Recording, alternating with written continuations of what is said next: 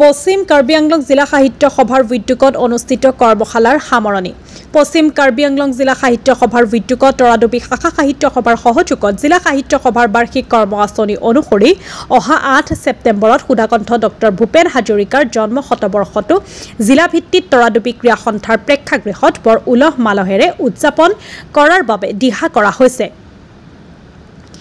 ইয়াৰ লগত সংগতি ৰাখি পশ্চিম কাৰ্বি আংলং জিলা সাহিত্য সভাৰ উদ্যোগত ডক্টৰ ভূপেন হাজৰিকাৰ জন্ম শতবৰ্ষটো উদযাপন কৰাৰ প্ৰাক মুহূৰ্তত উঠি অহা নৱপ্ৰজন্মৰ মাজত ডক্টৰ হাজৰিকাৰ সংগীত আৰু সংগীতত নৃত্যসমূহৰ জ্ঞান দিবৰ বাবে অনুষ্ঠিত কৰা ছদিনীয়া কৰ্মশালাখনি কালি টুমপ্ৰেং গংগালগৰ ডিমাচা ক্লাব প্ৰাংগণত সামৰণি পৰিছে।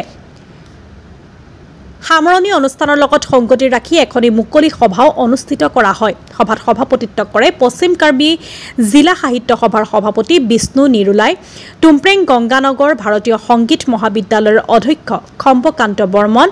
সভাত উপস্থিত থাকে জিলা সাহিত্য সভাৰ উপসভাপতি মীনাৰাম বৰা, সাংবাদিক নাৰায়ণ বৰুৱা, মহাবিদ্যালয়ৰ পৰিচালনা সমিতিৰ সভাপতি ছবিনত থাউচেন, উপসভাপতি সুমিত ফংলুচা, নৃপেন মশ্ৰং, টুমপ্ৰেং কপিলিপৰীয়া শাখা সাহিত্য সভাৰ উপদেষ্টা ৰবীন বৰদলৈ, অম্বালিকা দেউৰী, সংগীত শিল্পী অজয় হুজাই, মানিক হাফলংবাৰ, প্ৰাক্তন সৈনিক ভৱেন হুকাই, জিলা সাহিত্য সভাৰ সহকাৰী সম্পাদিকা অলকা বাথাৰী, নৃত্যৰ বিশাৰদ উৎপলা হুকাইৰ প্ৰমুখ্যে অভিভাৱকৰ লগতে শিক্ষাৰ্থীসকল উপস্থিত থাকে। সভাত সভাৰ উদ্বোধনী গীত পৰিৱেশন কৰে জিলা সাহিত্য সভাৰ শিল্পীসকলে।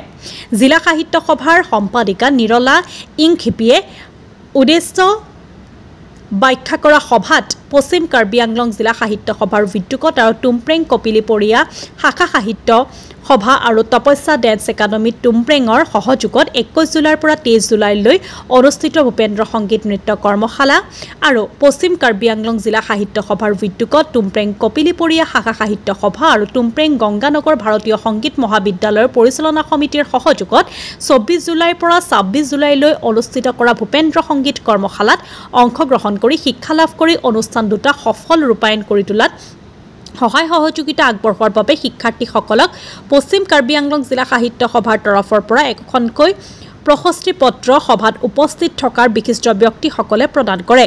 এই সভাতে প্ৰশিক্ষক উৎপলা হুকাইকো এখন প্ৰশস্তি পত্ৰৰে সম্বৰ্ধনা জনোৱা হয়। সদশেষত জাতীয় সংগীত পৰিৱেশনেৰে সভাৰ কাৰ্যসূচী সামৰণি পৰে। পশ্চিম কাৰ্বি আংলঙৰ পৰা নাৰায়ণ বৰুৱাৰ ৰিপৰ্ট, নিভাজ অসম লাইভ।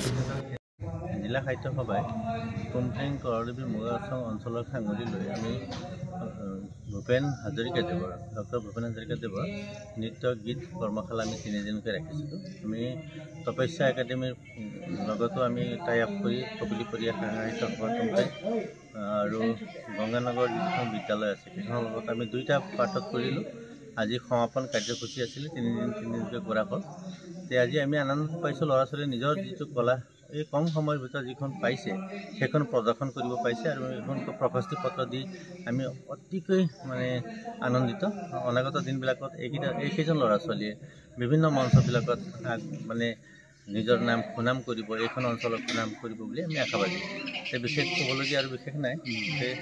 আমি এনেকৈ অনাগত দিনবিলাকতো আমি এনেকৈ কাৰ্যবিলাক সহায় সহযোগিতাৰ মাজত কৰি যাম বুলি আমি আশাবাদী। ধন্যবাদ।